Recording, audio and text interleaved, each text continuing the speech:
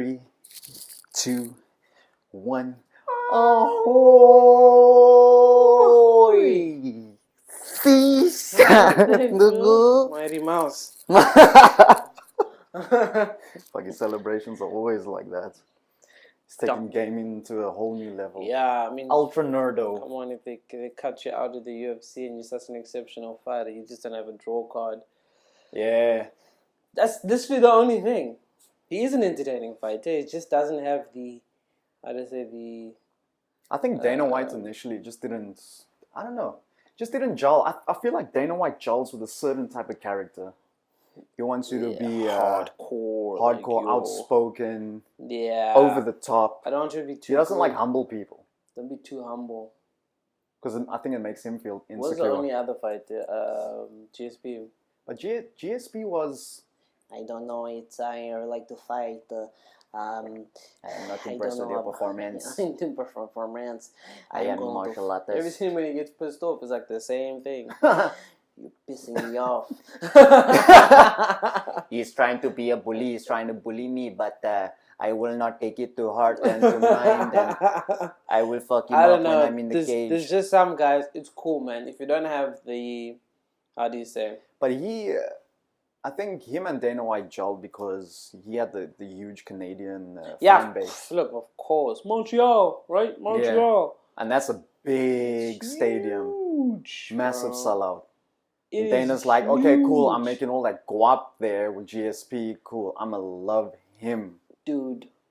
And then after that, like all the humble fighters, even Anderson Silva was only should I say, on fairly good terms with Dana because of his fighting skill and the shit he did. Anderson Silva was savage. Yeah. He was... It's Brazil, bro. He could speak English. But more than anything, he had Brazil... Yeah. Like, he was at the the heart palm of of Brazil. his hand. Yeah.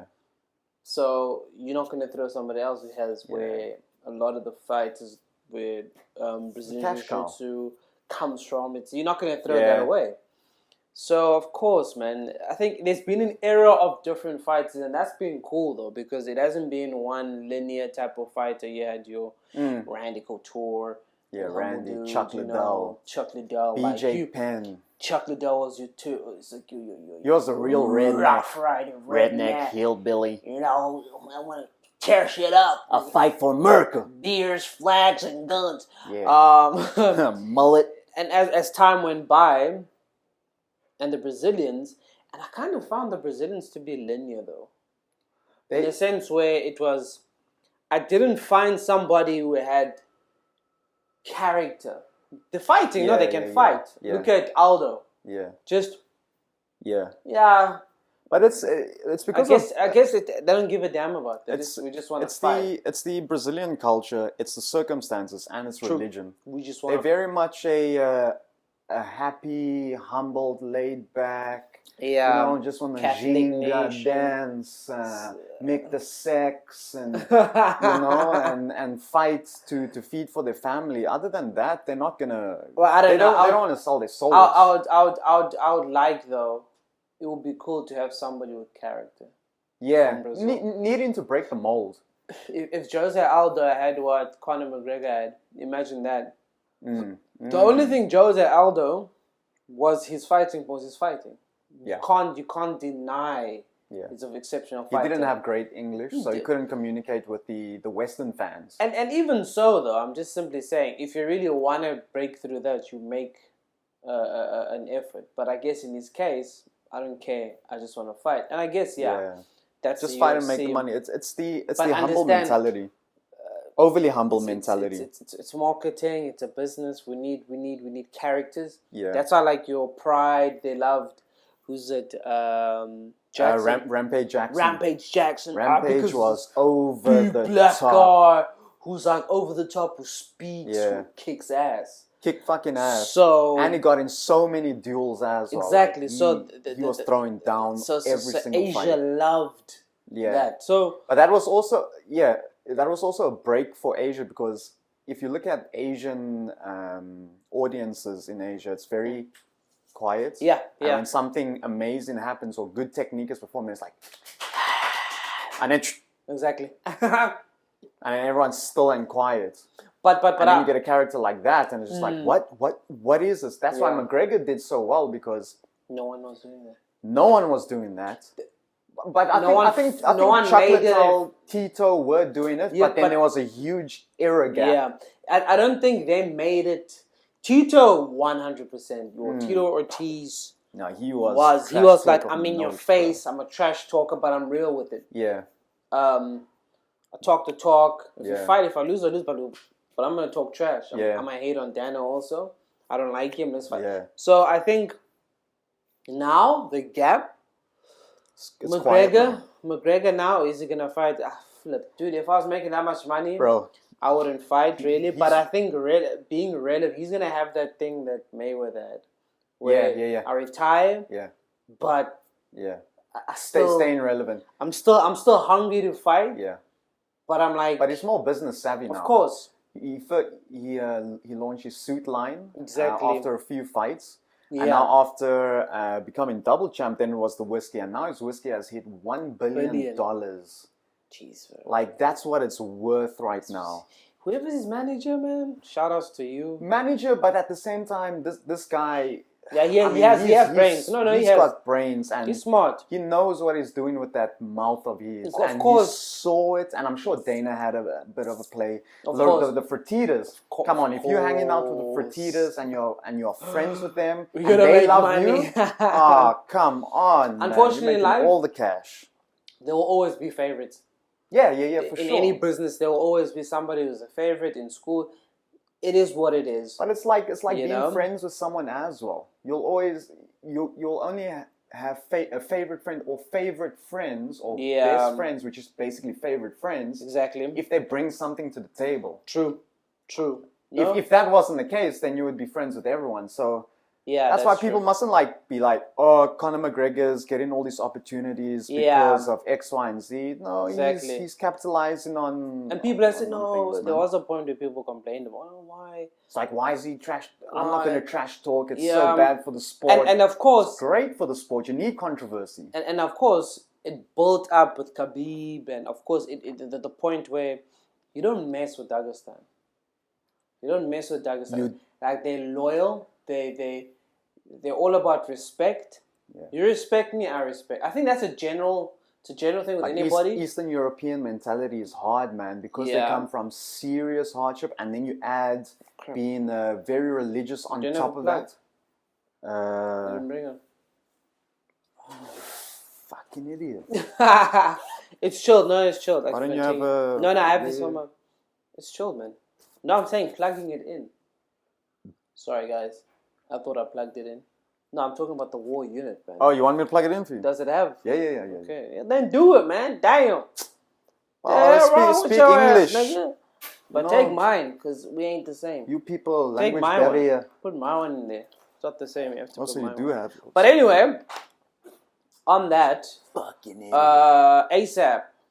Yo. What Pretty Flacco. how long has he been in prison now? He's been in prison for 3 weeks, and now A$AP Rocky is arrested in the complete timeline in Sweden. Yeah. So he was in jail for 2 weeks. 2 weeks. And then there was still the investigation, and then they held him for another week. Yeah. So basically 3 weeks. And they said he could possibly be sentenced. So to- Donald Trump's been tweeting like He's free gonna ASAP yeah. I saw that. and all It's that the oddest jazz. thing. These lights gonna switch off. Oops. You know, the reality is, it's like there was that video. Supposedly, he was being obviously harassed. Yeah, and I saw the video, and I think Yeah, the full video. The full- Did you see the full one? I didn't see the end though. I don't know. I saw the full one. So it they were walking, and then these guys were harassing them, and they just kept going on and going on. I think they wanted a picture, an autograph, Yeah, but they were yeah. drunk as well. They're Yeah, probably true. No, I saw high it. or I something. saw. Going on, and they just kept following them, even like through alleyways. Mm-hmm. ASAP and his crew were trying to duck them, and his Exactly. bodyguard being nice, like, yo, you don't want any of this. They even smashed that bodyguard's headphones. Mm-hmm. And it's like, okay, cool, Exactly. whatever, but Exactly. please leave us alone. Yeah. And it just kept going on and on. It got to the point where, unfortunately, you're gonna have to throw hands.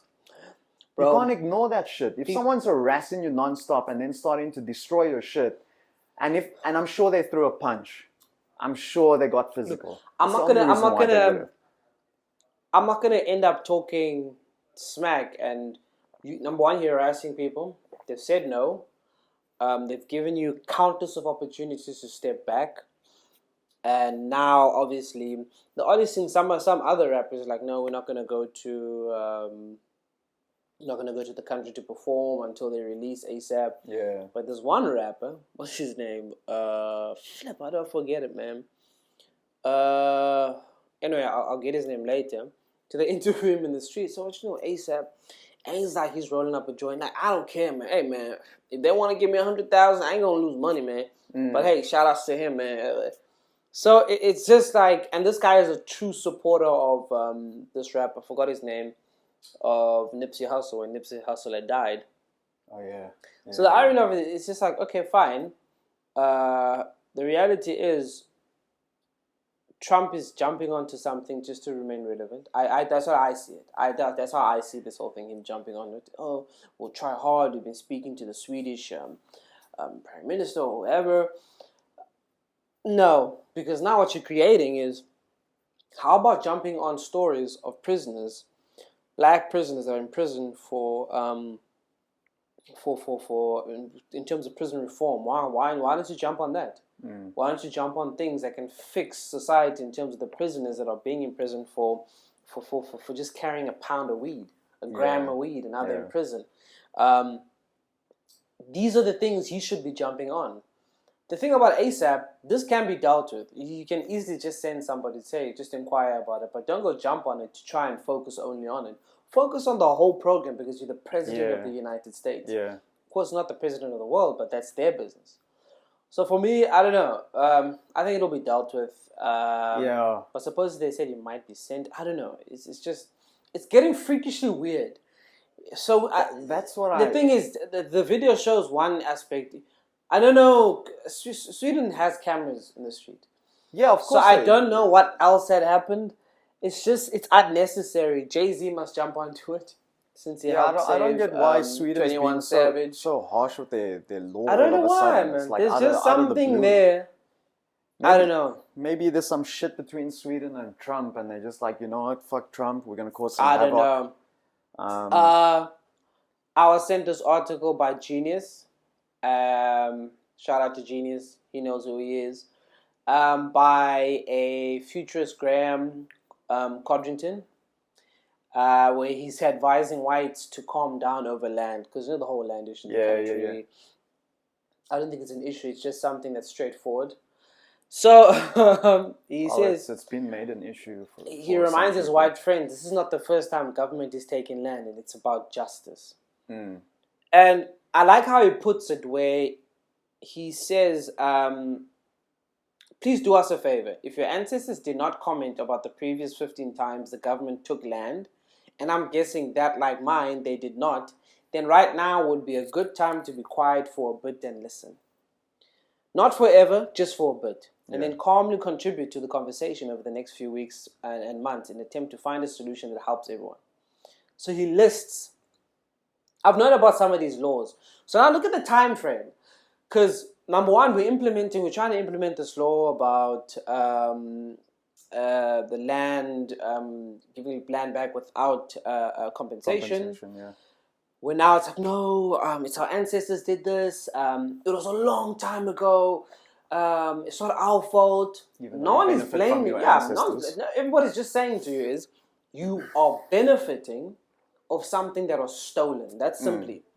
So he lists laws, he details laws that were having taken land from non-white people in recent history. These go way back. So people, take listen. The Glenn Gray Act of 1894 under Cecil John Rhodes, the Native Land Act of 1913, Act 27, the Transfer Asiatic Land Tenure of 1930, the Riotous Assemblies Act 1930, the Asiatic Immigration Amendment Act of 1931, the Native Service Contracts Act of 1932, bear with me, the Native Trust and Land Act of 1936, which is Act 18, the Slums Act of 1934, the Development Land Trust and Land Act of 1936, Act 18, the Rural Dealers Licensing Act of 1935, the Representation of Black Acts 12 of 1936, the Black Native Native Laws Amendment Act 46 of 1937, the Pegging Act of 1946, the Group Areas Act of 1950, which a lot of people are familiar with, the Group Areas Act. Yeah. So think, and then he goes on to say, he says somewhere between, in the subsequent post here, that black people owning somewhere between 7% and 25% of the land could not be seen as a good enough and something must be done. He says his grandmother's, two of these laws were put in place when his grandmother was born in 1914 and his grandmother's still alive. Jeez. So understand, guys. She old as fuck. The comments being made in terms of the Land Act, people only look at the Group Areas Act. Before the Group Areas Act, there have been how many here? 1, 2, 3, 4, 5, 6, 7, 8, 9, 10, 11, 12, 13. 13 acts, laws put in place to strip people of color of their land. And it's not even that old. It's still like fairly young. Before the Group Areas Act. Years old. Exactly. Before the Group Areas Act of 1950. And my dad was born in 1950. So you ask yourself, like, they've been taking land. And it's a very serious topic. And I think that's the earlier stuff. We can still go back. This is what I'm saying. Remember, and this is a good example, what I always say, just because it's law doesn't make it right. Yeah. And I think apartheid is a good example to say, I see some people celebrating Dr. Verwoerd's, because he was an intelligent man. Number one, you were intelligent enough to oppress people of color, separate them, break them down, strip people of culture, strip people of their dignity and their pride, strip people of their hard work, and remove them in areas where they had successful businesses. And in those very same spots, other businesses which are white-owned came in and flourished. And their kids, great-grandkids, great-great-grandkids, will basically lived off that first move of when people of color were removed in that space and their businesses flourished. Those people that were removed, they never flourished. They were moved to Mitchell's Plain, Kaili Chanyanga, everywhere north of the just Western Cape. out. So in essence, if you really want to check this article out or how he posted it, you can check it under The Citizen. Graham Codrington, if I'm saying it correct, he's a futurist, he's a writer also. South African guy, white. In essence, I'm just saying, we need to have a conversation about it. We don't have to be defensive. You don't have to come tell me, no, but I never took it, it's all right. And don't give me with the typical, which I'm not in agreement with, of course, but look, you were given power from 1994, you guys have screwed up under the ANC, no. That we're going to deal with. We're dealing with it now. The corruption, the maladministration, the bad leadership from the governing party, ANC, basically turning this country into like trash.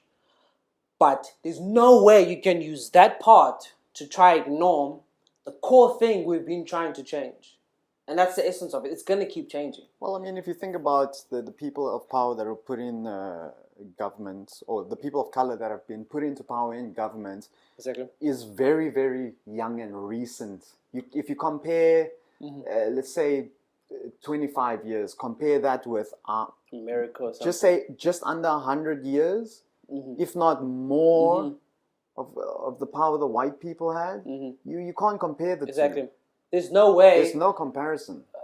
Standard Bank, ABSA, all structured businesses were businesses that were there before apartheid was abolished. These laws were also put into place by the people that were taking the land. Of course. The laws were made to take the land. The laws were made to not allow you to have land. I have to take your land because I have to develop it for us, white people. And you can go argue with your granny if you want to, but that was apartheid. Apartheid was made for white people. And this applies to all over the world. If you look at Hawaii, Hawaii's in protest at the moment with saw that. one of their sacred lands, Yeah. which is basically their church. Exactly. Ritualistic land. Yeah. The Americans want to build a fucking telescope Yeah. on that land, and they are protesting for it, bruh. I've been seeing policemen coming to arrest seriously old people Exactly. in peaceful protest. Exactly.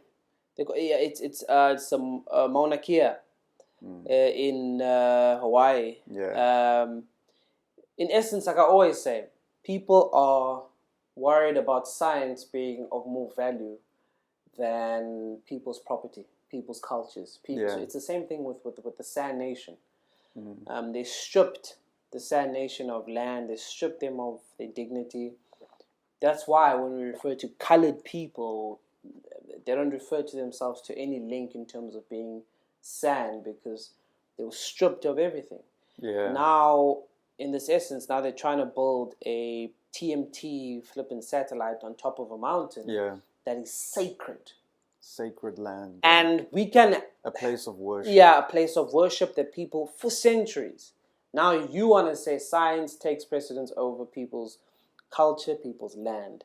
And like I said, just because it's law doesn't make it right. And America has more than enough land. More than enough land. To place a telescope wherever the fuck they want to. Peak mountains, anywhere you can. They don't have to go Hawaiians to Hawaii. always say, you can be with us, we can hang with it. Just don't come in and take what's not yours, because then you're going to be starting a war. And rightfully so. So in our essence... We're just going back a couple of 100 years again. Exactly. So for us, I think in our context, we need to have more discussions about this. And everybody needs to come to the table, because at the moment now, it's people of color saying, good, that this is happening. Then on the other hand, not all white people, a lot of white people just know, well, you can't, you're taking away, you're just going to steal and steal and steal. The funny thing is, you talk about stealing, and it's like, no, we take him back that something it's not stole. stealing. We are fixing what was broken. It has to be fixed. And we're still putting it out there for debate and it's conversation. being putting out for debate. Have a conversation. Talk with people. It would be a lot different if the people of color said, you know what, screw all of you.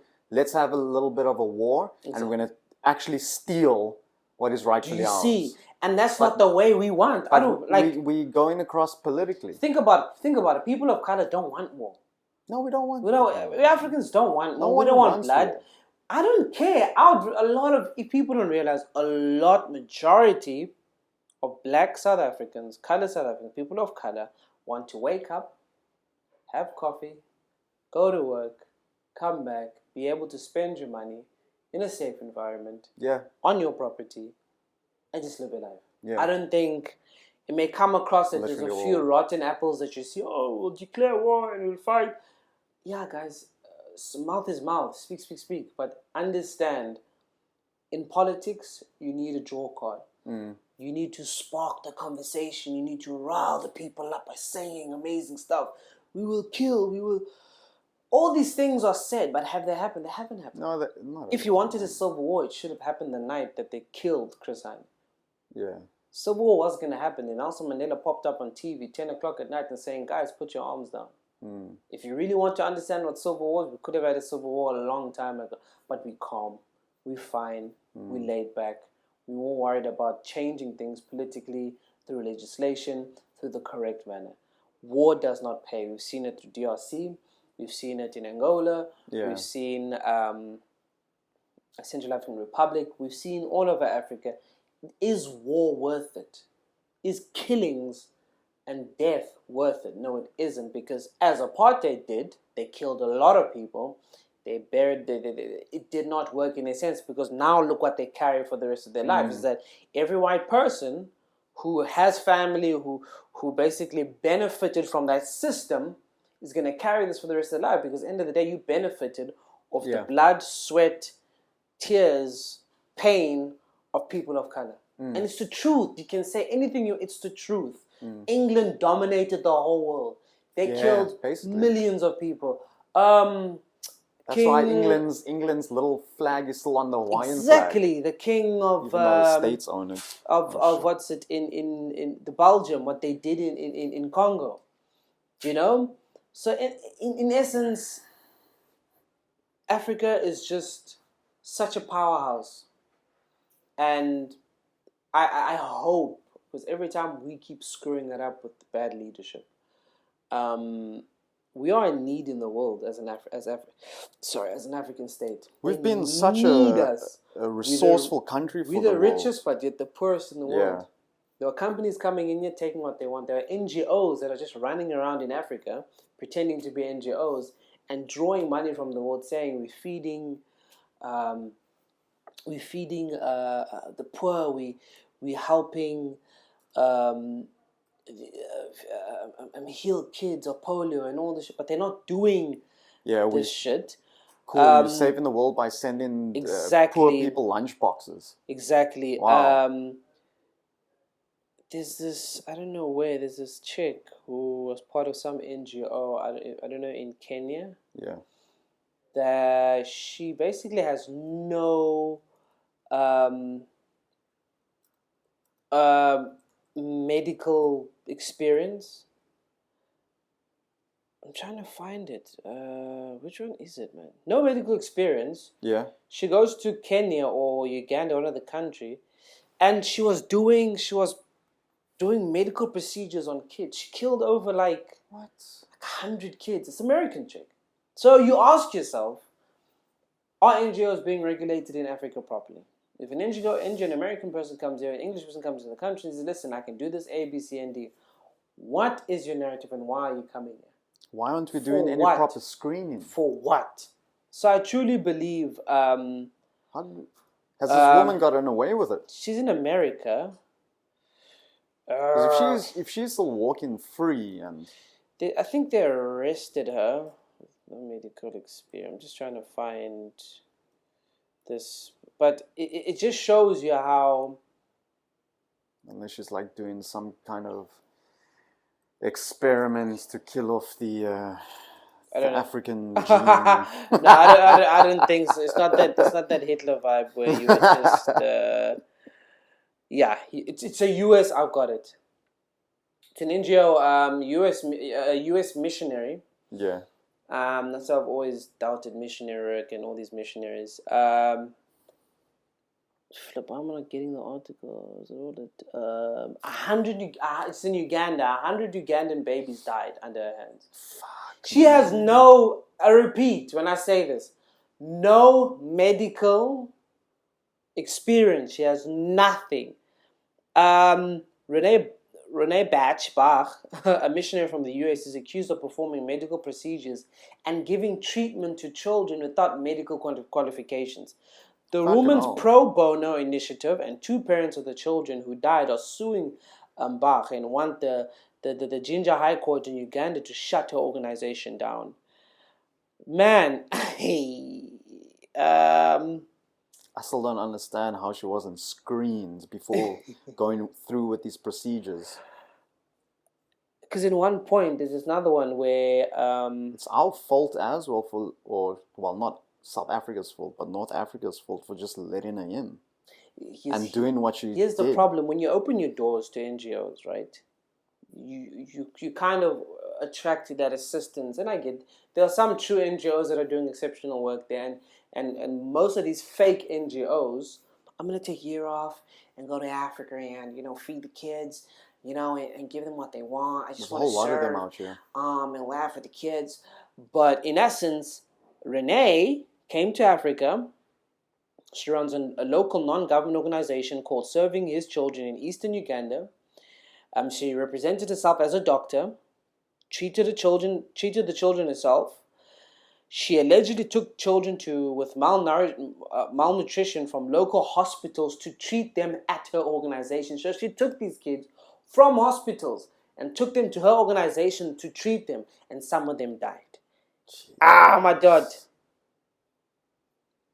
Two of the ladies were led to believe that Renee was a medical doctor and that her home was a medical facility, as she was often seen wearing a white coat, a stethoscope, and often administered medications to children in her care. They said they learned that Bach had no training at all in medicine after their children died. They also found out in 2015 the district health office had closed the facility and ordered her not to offer any treatment to any kids. So here's how you know you're a legit doctor. You wearing a white coat and you're administrating drugs. And you have a stethoscope. That's your qualifications. True doctors. Who needs a degree? Just put on a fucking white coat and you're a doctor. I don't know. You know, but she's in America, I think.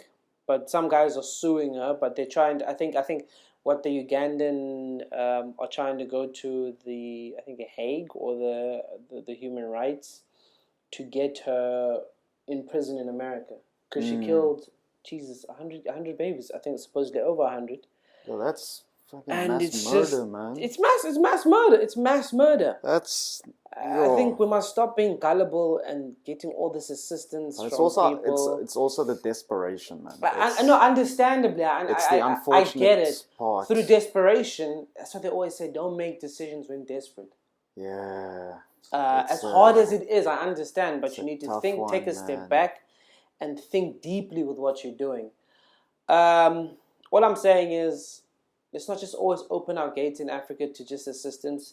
Think it through, speak, because end of the day, any company, any supposed NGO or anybody that comes in here is basically now the people will become guinea pigs. The people will become the people that they serve. So, yeah, man. I don't know. I don't know.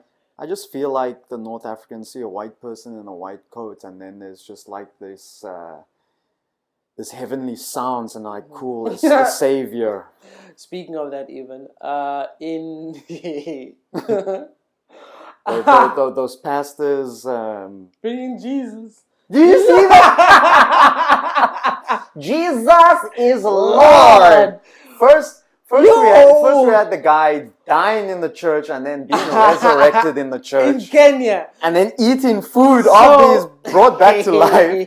And now we got Jesus taking pictures with people. Guys, so every white man with long hair and a beard is Jesus. Yes, so, from the Middle East. So if you want to be a legit doctor, just put on a white coat, a stethoscope, and administer pearls. If you want to be Jesus, you got to be a white male, long hair, beard, and some sandals, and you're blue good. Eyes. So in Kenya, good. I love my content, I love my people, but I get Christianity has played this. It comes guys, down to what I said, desperation, man. The simplicity of it, it's always repeated, and this is why, unfortunately, sometimes Christianity gets bashed so much. When people simply say, read the Bible. Read it, guys. So in Kenya, Jesus Loves You Evangelistic Ministries, Michael Job made an appearance dressed as Jesus Christ at the Kasarian Mega Interdenominational Crusade in Kenya over the weekend. I want to know who that guy is that played Jesus. Know. I'd love to. I wonder if he's got an Instagram account. Michael Job. What's his name? His name is Michael Job. Michael. Yeah. So in essence, this guy went there. They gave him the whole nines, like black car, like a whole crusade. Right. So it's just. Oh wait, there's a video. Play that shit. I didn't get this. Damn, I better delete my internet search history ASAP. Hashtag Jesus is back. Think about it, guys. Yo, and Jesus being white still can't dance. We've been sold. Our African people continuously get fooled, continuously fall into this basket of throwing money at fakes, at charlatans. And now you're making a celeb of somebody dressed as Jesus, because supposedly Jesus has long hair, he has blue eyes, he's white. This is how they oppressed slaves through the Bible, because this was Jesus. He was a Middle Eastern man. There was the Middle East. There was a tweet saying they gave us religion and took our lands. Exactly. Now we can't get our land back. Exactly. And we can't give the religion back. Exactly. They gave us Bibles. They gave us mirrors. They took the land. They don't need the Bibles. They got their own. They have the land and Bibles. Yeah. So, in essence, it's just like, hi. Guys, we are gullible. It's that desperation and And that's what they and that's what they and attack. that's what these pastors are thriving on. Of course. They attack in all the insecurities. Especially here. Pastors are another form of marketing and advertising. Yeah. They pick out all your insecurities. Of course. And they feed off of that and they monetize off of that.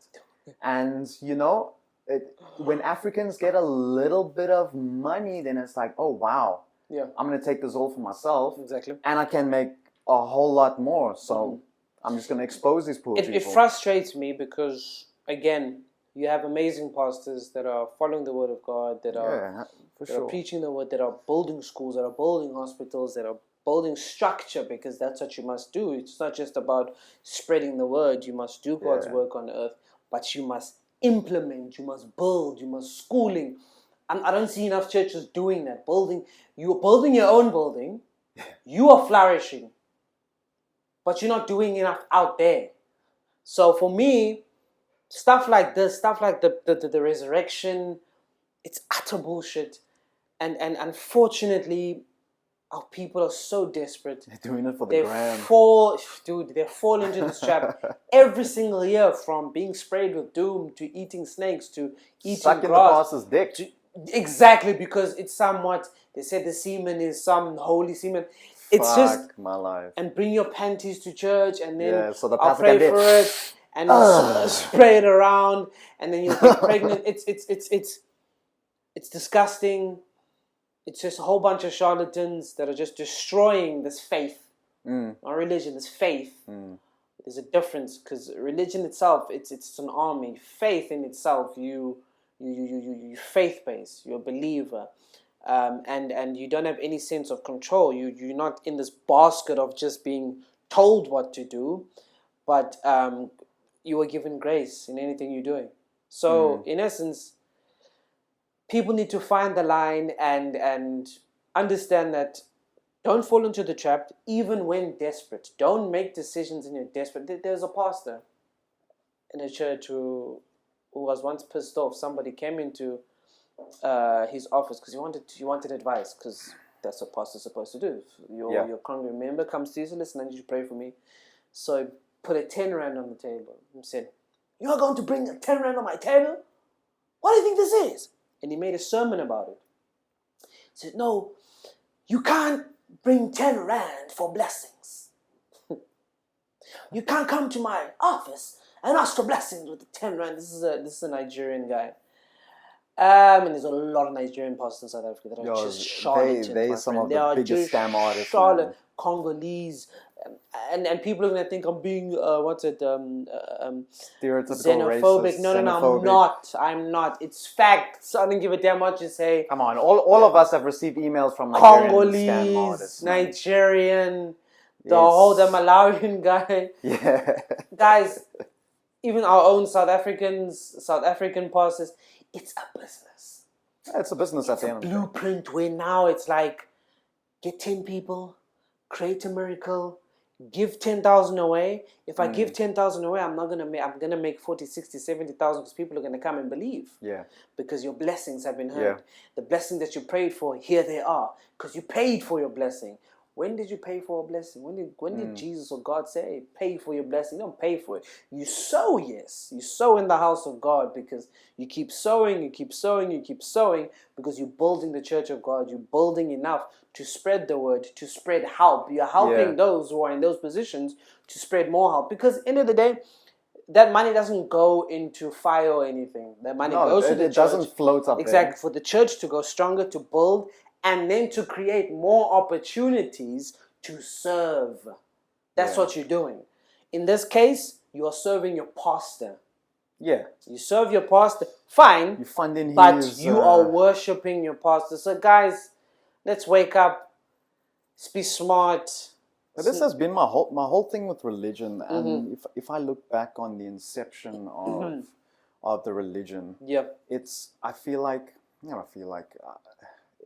it's come across to me as a whole business. And it's been a business since the inception, along with the kings of the land. Of course. And it's been a way to, because the kings couldn't taxate or get enough money from the people in the towns. So they created this thing called religion and picked on a certain area of Holy the people men. and found a way to exploit it. Look, or exploit the people. In essence, it's been exploiting. It's been something that's and I know I'm gonna get a lot of Jesus freaks. I'm gonna get bashed because I just said religion's a business. By the way, I'm Christian. I'm full on, but there's no way you can stand and watch and think, it's not a small thing. There's too many churches that are not being regulated. I'm a true believer churches need to be regulated now in South Africa. I'm surprised we never had regulation. Because remember, church is under tax. They don't get taxed because it's a gift of something. Let me just... There's a law... Fuck, I need to open up a church. Under churches, so basically... Trying to be churches and don't shit. get taxed. Just be pastors and avoid tax and make a whole lot of guap. Get taxed in South Africa. Because I don't want to... Is it only South Africa? I don't know how other countries work. I think other countries work the same. I'm just guessing though. It's probably like a universal religious law. Yeah, because now it's a house of God. Yeah. You can't. How can you tax God? He's not living on the land. Because now obviously they have the tax exemption status.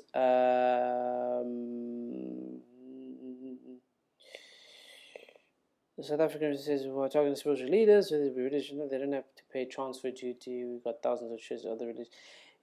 In essence, they don't pay tax. I'm just trying to get the proper thingamajiggy here because I don't want to talk smack and make shit up because that's not what we're about. We want clarity. So basically, the South African SARS, the South African Revenue Services, has warned that it will be investigating churches that do not pay tax. The Revenue Service warns that it will investigate churches that are run like businesses and pastors who use church assets for their own benefits. There is a misconception that religious institutions are automatically exempt from paying taxes, he explains. You must actually be registered as a public benefit organization, a PBO, with SARS tax exemption unit in order to receive tax exemption status. So they must register to be tax exempt. It's not just I'm going to start a church. Okay, I'm tax exempt. But it's.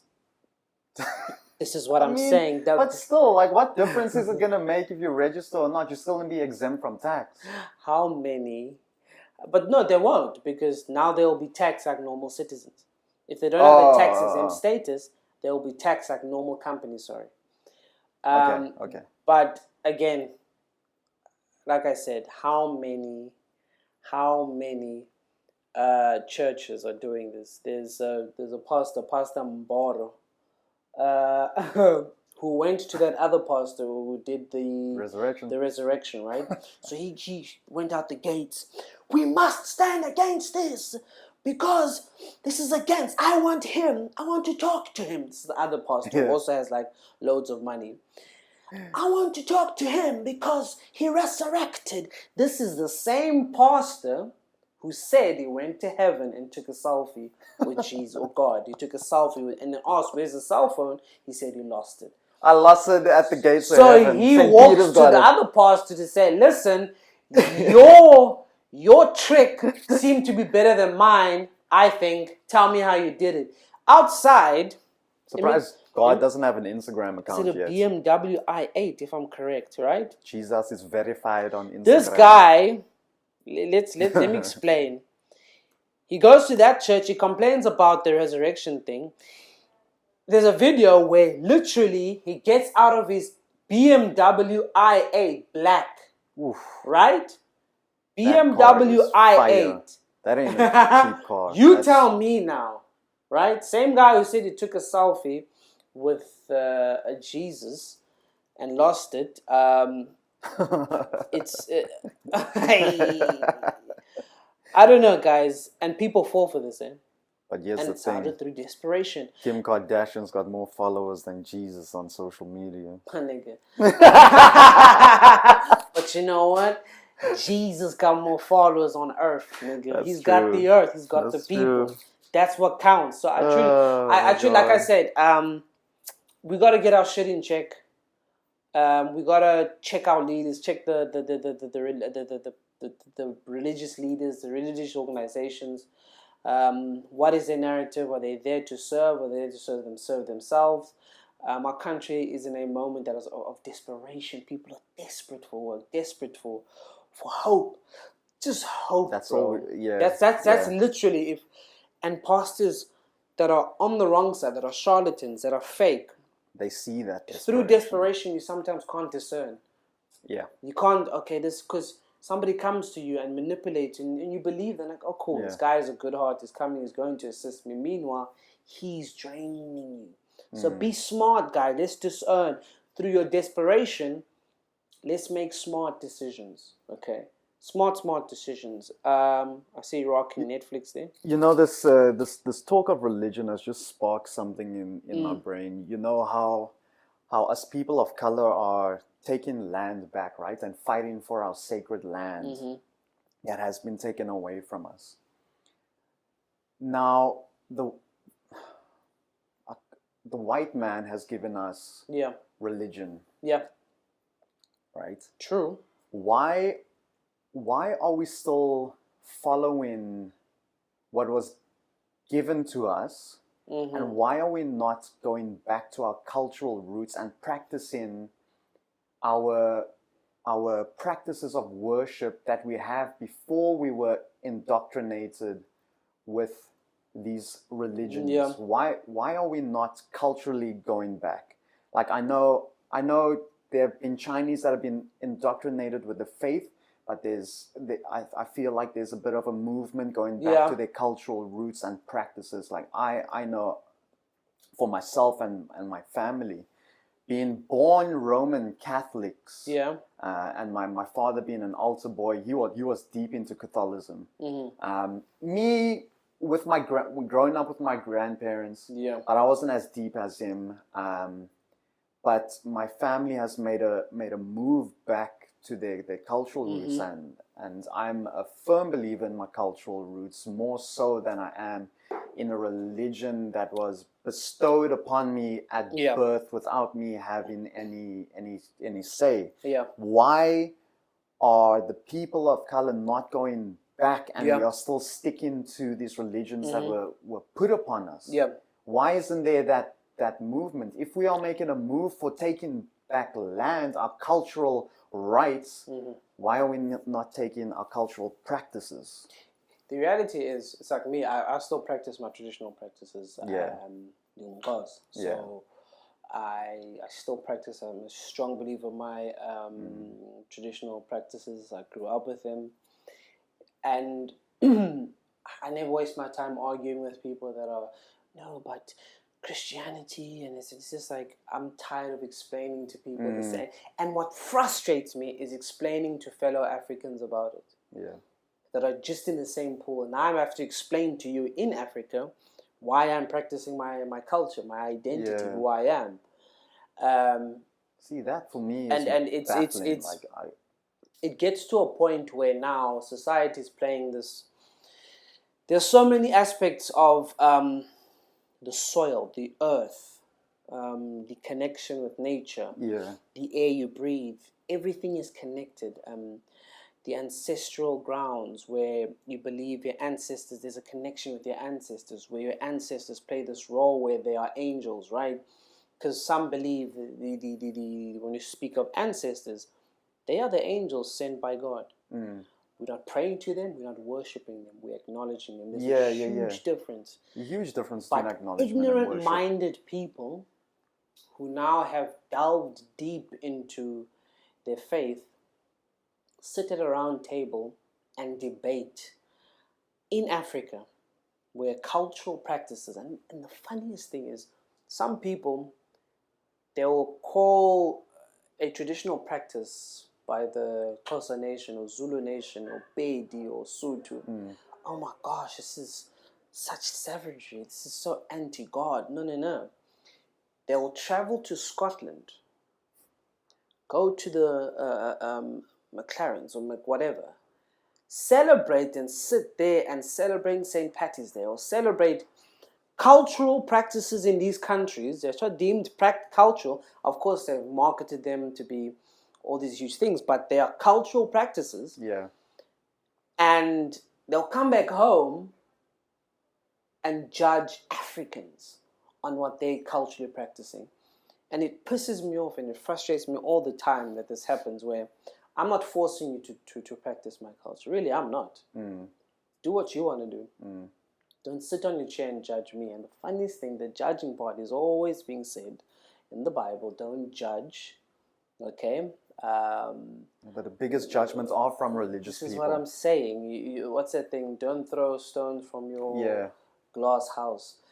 It gets to a point where even with clan names, our identity is our clan names, because this is how I connect.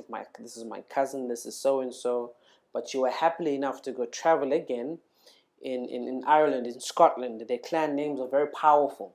Yeah. It means something. They do the exact same thing we do. Yeah. Just that they're white, and you celebrate it because it's nice. They wear the kilts. The kilts. You do everything. You celebrate it. You take pictures of it. But in essence, you look down on African practices. And people of that nature, again, if you want to practice your Christianity, if you want to practice it, cool, now do it.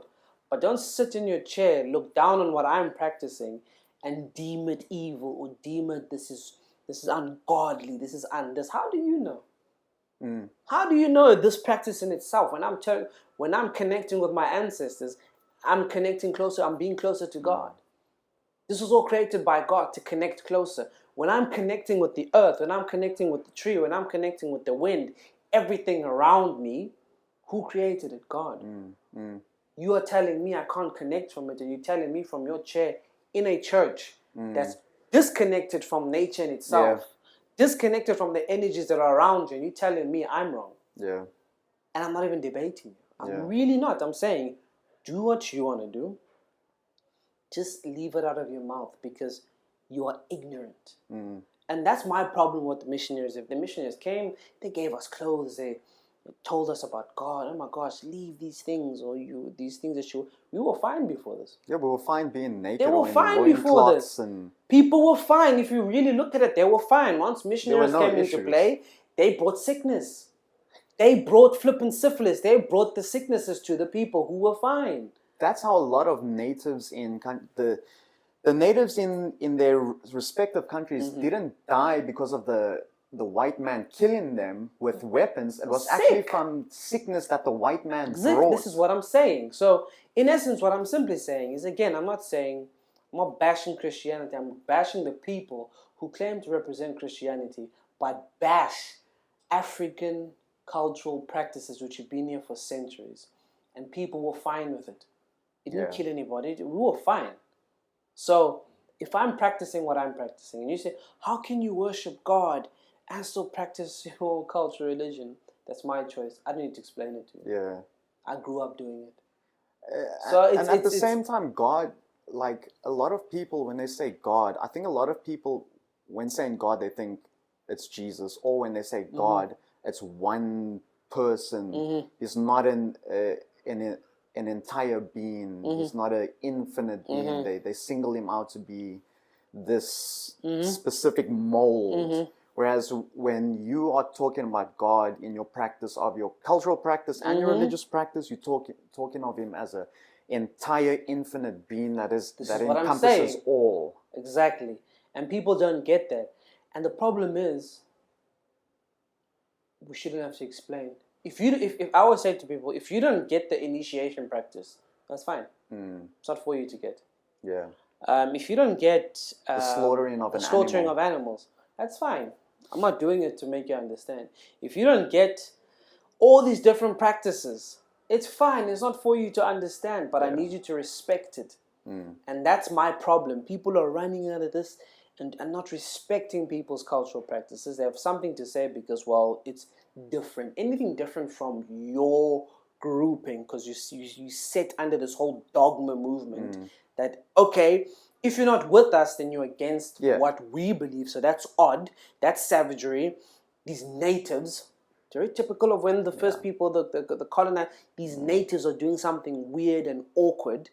That's not part of our cultural practice. But then you'll find Germans, everybody coming here wanting to take part of these cultures because they are so curious. They're like, this is this is Africa. The people that are always wanting to be involved with various cultures are culturally lacking in their own rights. Like, again, I don't know. I feel white people, we are not out here to attack you, but it always comes back to the white person. You always look at it. A white person is always trying to be Buddhist, always trying to be Muslim, always trying to be African, always trying to be Asian. They're always looking or experimenting with different cultures to find their identity. They're not in touch with their roots. That's why they do that, because they don't have a cultural identity. Hence why they're always looking. Hence why you find white sangomas. Yeah. That is the biggest fucking load of bullshit. Yeah. How are you getting an ancestral African calling when you are not African? Where's the connection? You are not a child of this land. Yeah. But yet you are connecting. Honest thing is, here's the thing. Maybe it's an honorary role. I always say it when I hear of those stories of white sangomas. I see it as an honorary role. I see that, okay, this honorary role has been bestowed on you, so you can just be a part of it. Because there's in true, it's probably a political move, aspect, it's just you are in this element of energy, right? And it's so powerful. And sometimes, in some cases, I think, with respect to them, it's maybe it's a personal journey to tap deep inside to find themselves, and the journey like that can help. But in essence, we have to be realistic. We have to be true. Cultural appropriation exists highly in our country and in the world, where people just do stuff to just be, it's the it thing, or you know. Well, because you're losing your mind a bit, so now you need to find something to stabilize you. In essence, like I'm saying, respect the cultures, respect Christianity as a faith, or as a religion, as a faith. And people who are on these high horses, come off your high horse. A lot of you guys had lost your own cultures and are now angry at other people or judging other people's practicing theirs, and they have nothing against you. So let people be. They're not stepping on your toes, so stop stepping on theirs. Spreading the word of God doesn't mean disrespecting other people. It doesn't mean that, and people keep doing that, saying no backbone, uncultured. No. And it's just like, wow, there's more culture in those people that are culturally enhanced in their life than those who don't. There's a lot of indoctrination we need to break from our minds. Like I always say, there's so much dogma. People are in this dogma state where they've just lost count on who they are. And this is this. So we're living a world of judgment. Why are you doing this? Why are you doing this? And we understand people are going through different journeys. We're going through different things. And I'm not going to say just because I'm going through this and you're going through that, I'm going to judge you. Are you judging them or are you helping them? Yeah. Are you helping them or judging them? Which one is it? Because if you're judging, yeah. If you're helping, help. So people think, I'm going to first judge you, then help you. Incorrect. Once you judge me, I'm going to push you away because you're not helping me. It's like what they say, don't, if you're going to feed me, but don't feed me and then tell the whole world of how you fed me. Yeah, keep it between us. And a lot of people do that. It's like when you do something, you want to gloat about it. I did this. I know, shut up. Yeah. You did what you did. You did it on your heart. Cool. Shut up about it. Simple. So, it needs to change. And against evolution happens. Gradually. Like you said, in China, people are coming back to their cultural practices because these were the core things, without, believe it or not, that kept the country together. I think that's the only way we'll be able to, how should I say, move forward with these movements we are creating. Yeah. If we can go back to our cultural roots and embrace our culture and practice our culture, I think we'll be able to move forward with things like land expropriation. Look, the Hawaiians have been practicing their culture but there are also ones practicing the religions, the Of other course, religions. of course. But if they can break away from that mold and practice the culture a lot deeper, Exactly. then the fight for land will be a lot stronger. Exactly. I think that's the best step for us cultural people we can take. And you know, for those people that don't have a culture, maybe you should track your heritage a lot deeper and actually find what your true cultural calling is. And at the same time, if you can't check it, cool. You can be part of the movement. You can be part of a cultural practice in the country. But when you come part of it, it's all about respect. It's all about understanding. If you're truly coming into it to understand it and open up your eyes and open up your portals to maybe get a better understanding of yourself, then by all means, because I truly believe through a lot of cultural practices, one opens up so many avenues and doors inside your mentally mind, also through Christianity and everything. But I'm simply saying, from a cultural perspective, there's a lot of avenues in that sense where you open up and you step into another portal and you start discovering different things about yourself. So let's not throw this thing out. Christianity, with utmost respect, it's an amazing faith. If you follow it right, you discern and you believe, I promise you discover many things. But at the same time, don't lose your identity culturally on who you are. I'm not going to speak for God, but I know for myself. No one can speak for God. For myself, when I practice my cultural my cultural beliefs, I feel something, and it's very powerful. It's the same fact where Are you more connected with your cultural practices now than you are with the Christian faith? Well, you see, when I grew up, when I was about 14, I was like thousands of questions in terms of Christianity. My mom went to a Zion church, which is a combination of where we use traditional drums and you celebrate. It's a Christian, it's Christianity, but it has the cultural aspect in it. And in that instant, because it's African, you're in an African state, you're not going to sing in English. Yeah, of course. So, in essence, growing up, I saw that view, and having a father who's cultural and a family that's cultural, I saw all these practices. And at that time, I didn't necessarily take it serious. Christianity, I didn't take serious either. I understood it. I started understanding it. But when I went for initiation and became a man, it opened up so many different avenues on what I saw, what culture is. And I understood what it meant when we say identity and your connection. Identity and your connection. You're connecting with the earth. You're connecting with those around you. You're connecting with the wind, the trees, everything, the animals. Everything has a connection. And if there's a sense of disconnect, you get lost in a way. Yeah. So at that point, and then at the same time, my faith got stronger also at the same time. People must understand, in Africa we practice both. In South Africa we practice both. I don't know about other African states, but here we practice both. Where there's that connection between the two. And it's not Christianity versus culture. No, there's a huge connection between the both. And we've known about it for years. My mom used to tell me when they were young, you would never point up Ahmad, because that's God. You would clap your finger and you look. So there was there was such a huge connection. Churches were outside. That connection of the ground, the wind, rain. People don't get it. You think church was a building. It wasn't. It was outside. It was connecting with the earth, because God is the earth. God is everything around you. You know?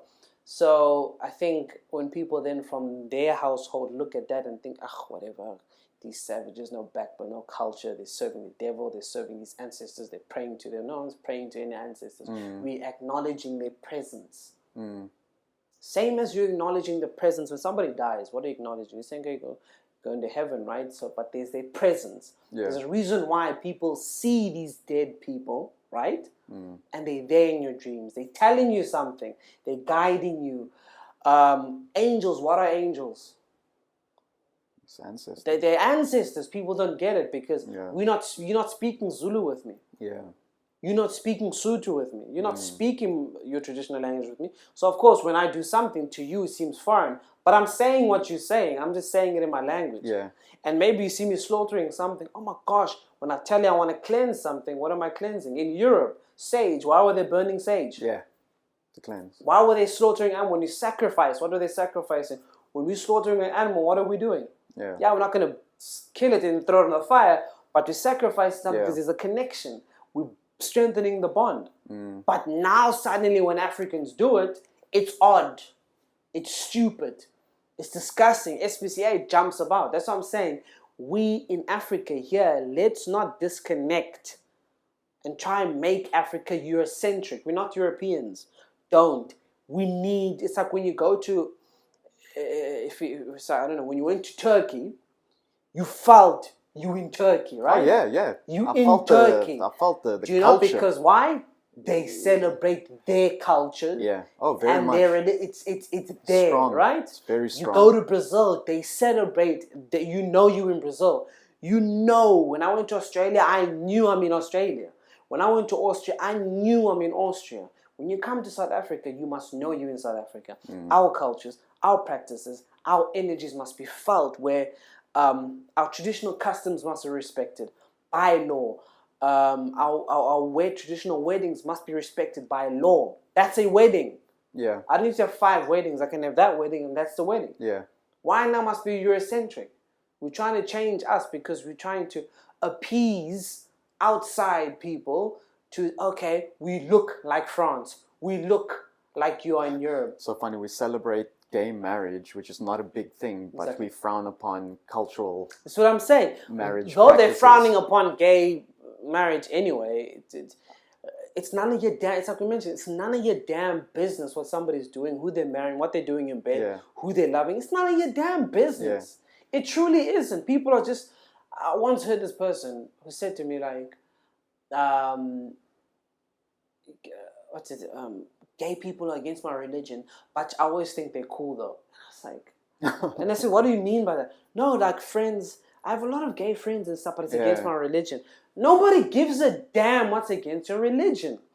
You already, when you say that, you are deleting somebody based on their preference. You've already made a judgment upon Exactly. them, and you don't really want to be Exactly. their friends, Exactly. but you're forcing it because it's a bit trendy. Exactly. So for me, it's just respect everybody around you, whether you're Muslim, Jewish, Christian, doesn't matter, Catholic, bro, Buddha, respect everybody around you. Yeah.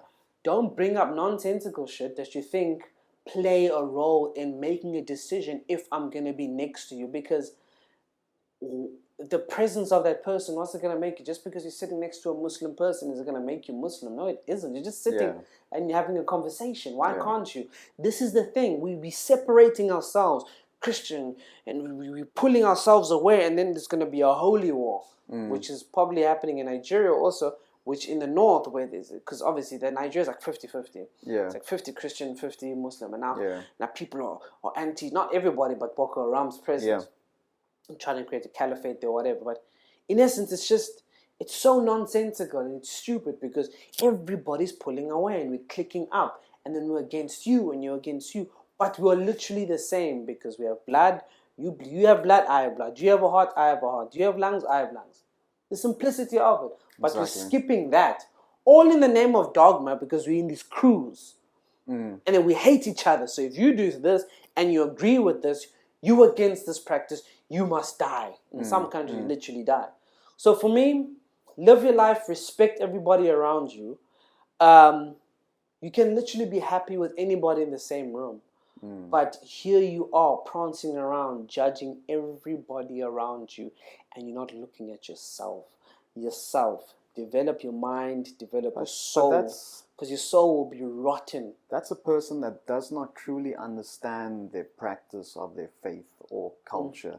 They just pick in certain things that puzzle into certain beliefs they have. So they've already got a belief about certain things. So now they're just fitting in certain things from their their culture or their faith into that just to confirm it or rectify their actions and what they Exactly. are saying. Exactly. That's all it comes down to. So for me, you're just constantly going to cause a ruckus or a negative aspect on Christianity, a negative aspect on Islam, a negative.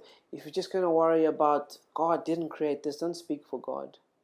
Yeah, Don't speak for God. Unless God really is able to talk through Yeah, and shit. in essence, and it has happened to a lot of people. But what I'm simply saying is, don't speak for God. Believe what you believe, cool. If you're anti anybody, fine, that's your flippant choice. But then don't pass that disgust and that negative view on people down to to people, because you're not changing society. You're not changing this beauty. Have you been in a room where there's so much positive energy, where we're the ones gay, black, white, purple, yellow? How can you, and this I always say, how can you be so anti what had happened in the past in terms of apartheid, in terms of slavery, in terms of all the segregation, and then hate gays? You're doing the exact same damn thing. Yeah, exactly. So in essence, you seeing them, and I'm saying them, I shouldn't say them, but you seeing them as a different species. Yeah. Because you feel uncomfortable. Yeah. It's the same way with the parties, the same way with slavery. That's How exactly did they? it. So we need a lot of change. You need to just mind your own damn business. We're in a society, no one's minding their own damn business and focusing on themselves, developing their mind, developing their soul, so they can develop and become better human beings in society. Because I truly believe that should be, and that is the ultimate goal for humanity: become better human beings. And along that path, we had your Idi Amins, we had your people killing off people for power, hunger, and these are blueprints to show you doing this does not work. Killing of people, Hitler, does not work. Creating a system that's just oppressing people, apartheid, does not work. It works for a period. People gain, but then end of the day, they're going to have to carry that burden for the rest of their life. So what are you going to choose? Yeah. You're going to choose keeping oppressing people over bullshit. Yeah. And just worrying about what you need to, and stop being skinnerbecks. It's important for the human race to understand, to actually make an effort to embed themselves in the different cultures and faiths, to get a true understanding, to open up the mind and gain a lot more clarity. Then you can make the opinions or the assumptions you want to make. But before that, don't make those opinions and assumptions if you don't have a true understanding of those cultural practices and those faiths. For me, I've always been borderlines on the Catholicism and my culture. Now I'm more towards my culture, less from my faith, because I haven't been deep into my faith I was born by. Yeah. So I lean more towards my cultural practices. Yeah. But it doesn't mean I dismiss religion and all that. I have a good understanding of various religions because I've embedded myself in different religions with friends and acquaintances and family and doing some reading and some listening. But just because I practice my culture doesn't mean I'm going to dismiss anything. And we all share the same philosophies. Exactly. The words or the sentences are put into different structures, but the underlying foundation is all the same.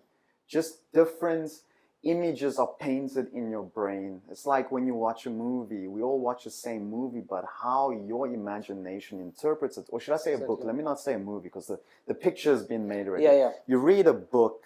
We can all read Harry Potter, but we can all see him as a different appearance because of our imagination. Our imagination will interpret the imagery that's put in our heads from the words we read. And, you know, I love the fact that I have embraced my culture a lot more, because deep down inside, I do feel like religion being put on us cultural or native people, I feel like I do need to kind of just push it aside to embrace my cultural roots, so that I can be the native person that I was born. And that's why I said, in order for us to really move forward with things like land expropriation and reclaiming of land for all cultures, we kind of need to just cast away the shackles that have been put on us. Exactly. Doesn't mean you must completely dismiss it, where you don't the knowledge you've gained from that faith. True. You must dismiss that and just let it all go. No. You still take the teachings that you've got, and you still take all those philosophies. You still keep it there. Yeah. But I feel like we need to get more in touch with our culture. Yeah. I feel like for us natives, it's still kind of lacking. We don't practice our cultures enough, and I feel like there would be a lot more change and evolution in us native humans. Yeah. There's a lot we can achieve if we did explore our cultures and embrace it a lot more. I feel like native people of color would be a lot more unified, because if you go back hundreds of years ago, everyone was always gathered around a fire. They were always gathered around when there was a ceremony. Like the Nqayi, for example, they would take herbs to go in a trance with each other to see what in English what is angels, but to see our ancestors and communicate with them and gain knowledge. That is what's missing from us people of color, and I feel like if we get in touch with that, we can definitely be a lot more unified, and shit like corruption wouldn't happen. Of course, there would be rotten apples, but I feel like there would be a lot fewer. Exactly. So look, in essence, it's the whole land debate and everything else. Understand what land means, and if people are so ignorant, you must understand what it means, land. All the people that have all the money in the state, what do they have and what do they build off that wealth? Land. When you take land off from a family, a man, what does he lose? He loses an opportunity for grazing. He loses an opportunity for growth. He loses an opportunity for food. He loses an opportunity for structure, ownership, building a house.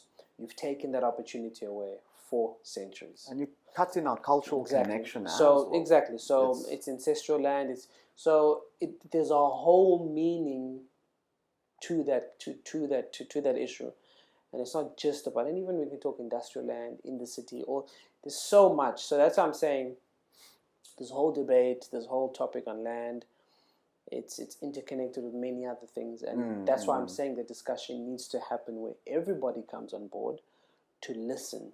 In most of the cases, listen to understand, and then you can hear, and then you can get a perspective. Then you can make, as you've mentioned, then you can make your judgments to say, well, okay, to this degree, to that degree, or whatever, however you want to put it. But now you understand. And for too long, people of color have been trying to make people understand why I'm still feeling the same way. Why am I still seeing racism? Why am I still being cornered or pushed away? Why am I still being eyed in Cape Town when I go to a restaurant and looked at from why are these things still happening? Why are some white people still uncomfortable with the presence of people of color in the same area? So that's what I'm saying.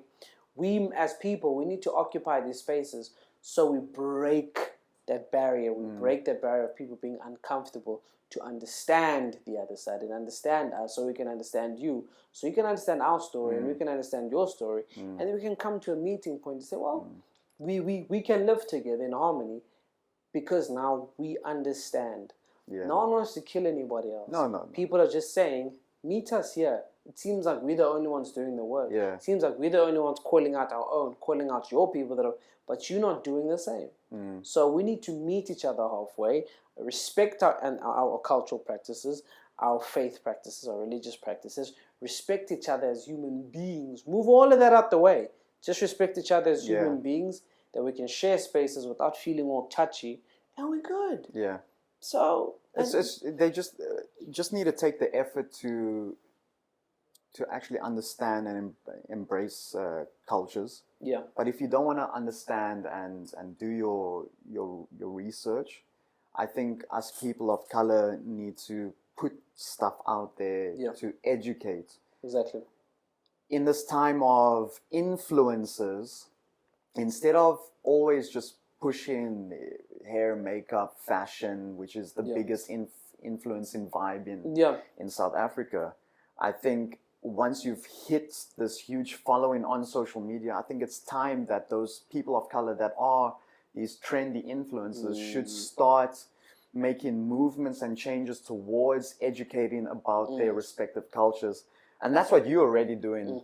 You've already been doing that. That's Yeah. been your initiation on social media. That for me is true influencing. Yeah. Look, like I said, without a doubt, we ain't bashing anybody else. No, we're not. Who's It's- pushing their grind and influencing in any form or way. It's just Use your platform. Sometimes you can use your platform You know. to not just speak about something for 5 minutes, but to push a narrative that don't let it affect you first. Then you want to push it. Yeah. Rather push the narrative. Yeah. then Do it now push while it you can. While you can. So in Because I essence, feel like the state of influences is slowly dying. It is? There's been a lot of articles I've been reading, and how companies have actually been losing a lot more money because they've given a lot of free stuff and creating free campaigns for influencers. Influencers not paying a cent for anything. Okay. So now you have this influx of celebrities. So you got celebrities and then you got influencers. Now you got more, should I say, I don't want to be rude, but freeloaders is an easier word for me to use. the lack of a better word, yeah. Yeah. So you got a lot of companies losing out a lot of money. So now they are starting to dive deeper into people's following. So they're checking for bots and that. Okay. But then they're also having a deeper look on what are you actually bringing to the table. Yeah. And we've ridden this, we on a high on the influence trends. But I feel like companies are slowly pulling away from that. So that's why I'm saying influencers right now, while you have the power, Exactly. capitalize on those opportunities Yeah. to push Yeah. sensitive things that we are talking about, True. for example. And I understand we're in a sensitive time and a sensitive era, but we are getting too sensitive to where we're almost diminishing and banning free speech. Yeah. We need to go back to free speech. Obviously, there's a difference between free, debatable free speech and intentful bashing on certain topics. Yeah. We are human. We are intelligent enough to discern between the two. Yeah. Right? We mustn't ride the sensitive train where we nitpick at everything and Yeah. we're sensitive for everything. Allow the room for free speech. So we need to move back to that. And that's why we talk the way we are talking right now. You know? Yeah. I swear people are like, oh my God, you cuss too much. Well, I feel like the swear words are a good way, a good form of expression. Yeah. Sometimes there's no word in the English vocab that can express the same way the word fuck does, you know? Right? So But I got you. Yeah, I so hear you. you know, like this shit like that we don't need to nitpick at, you know? Everyone fucking swears, Yeah, you yeah, know? yeah. But we mustn't pussyfoot just because we got this following and we're trying to get certain brands on board because we want to make some coin. Cool, we understand you need to live, but you also need to be real. You don't want to pull yourself away from yourself. Authenticity in a sense. And then it comes back to it's like running away from your religion again, or your culture. Yeah. You know, or just picking certain things. I think we need to become more authentic. Yeah. We need to allow more free speech, and we just need to get in touch with our culture. All right. And I guess on that note, being an hour and 24 minutes, we gotta end it. God. Before we end it, shout out to Workshop 17. Workshop 17, co-working collective spaces situated all around South Africa and expanding through Africa. True. To be confirmed. However, you can find your spaces in Cape Town in Harrington Street, Kloof Street, V&A Waterfront, Dock Area, in Johannesburg, Fire Station, and Rosebank. So if you are a creative, They're booming. corporate owner, small business owner, no matter what type of entrepreneur you are, Workshop 17 are affordable co-working spaces, and hey, you could find a potential opportunity or business partner in these spaces because Yes. there are so many real. collectives in this area. Yes. And if you are brands that are looking to market yourself, hey, speak to us, drop us a mail, and Yes, we sir. would be happy to promote your brands. Not On a our doubt. podcast. Anything, man, let us know. Developing, like I say, keep dropping your comments. Let us know if you enjoy. What do you think about the conversation? Whatever. Anything really, drop us a mail, drop us a comment, And we subscribe, follow, anything you want to do, but support, man. Yeah, we understand that an hour and a half is long for a lot of people, but we are hitting international standards. Thank you very much. And it's going to take a while for South Africans to Yeah. get used to a podcast over an hour because there has been this trend of 30-minute, 20-minute Yeah, podcasts. we want people to be able to just, while you're at work, put your earphones on, listen to the podcast. You don't have to even watch We got too much to talk about. It's on SoundCloud too. And it's a Audio. flowing conversation, so we can't exactly just cut things. Otherwise, Also, drop defeats the us purpose. email for topics maybe you feel like you want people to discuss. And also, if you want to be guests on the show, we're going to start looking for guests to get deeper meaning into some of the topics we've spoken about. Yeah. Because sometimes we can, to some people, so you only have you can only go so far with what you can talk about until we get people on board who know much more. So, drop us an email. If you've watched some of the stuff, and we'll contact some of you guys to bring you onto the show. And to all our friends and family that say we are not being funny enough on some of the podcasts, look, it's serious topics. I mean, the funny will come. It's like asking a comedian, "Oh, won't you say a joke for me?" Comedians only want to be funny Exactly. when they're doing their gig, and funny happens when it happens. And topics are serious. So Yeah, not some everything's things gonna we be a can't joke. be funny about, but we'll eventually So get just there. be liquor. So Marky Joel fall and Peace. so shut your mouth. Aight. Peace. Didn't record. No, I'm kidding.